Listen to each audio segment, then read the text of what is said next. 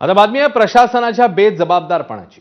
धनगर समाजातील विद्यार्थ्यांसाठी सुरू करण्यात आलेल्या इंग्रजी माध्यमाच्या निवासी शाळांमध्ये सुरू असलेल्या गैरव्यवहाराला एबीपी माझाने वाचा फोडली। त्यानंतर सरकारचे लाखो करोडो रुपये लुटणाऱ्या शाळांवर कारवाईचे आदेश सचिवांनी लेखी सुनावणीत दिले। मात्र या आदेशांना केल्याची टोपली दाखवत संचालकांनी परस्पर शाळांचं पुन्हा एकदा मूल्यांकन करण्याचे आदेश दिले।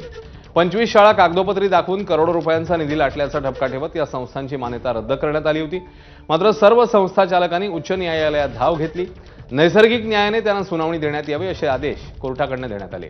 मात्र स्पष्ट आदेश असूनही संचालकांनी पुन्हा एकदा गुणवत्ता तपासण्याचे आदेश देत संस्था चालकांना मान्यता देण्याच्या हालचाली सुरू केल्यानं आश्चर्य व्यक्त होत आहे। या निर्णयामागे राजकीय वरदहस्त असल्याचंही बोललं जात आहे।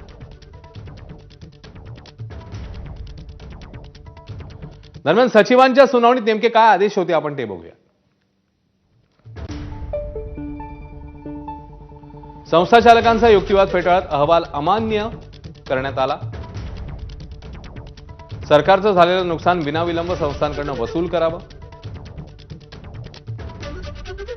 दिशाभूल करणाऱ्या शाळांविरोधात संचालकांनी योग्य कार्यवाही करत अहवाल सादर करावा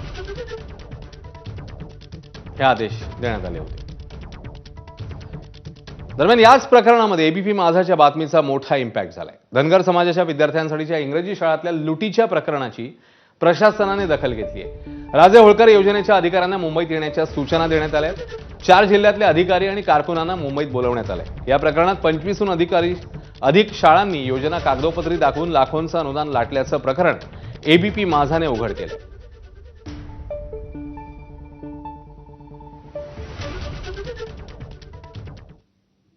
राज्यसभा निवडणुकीनंतर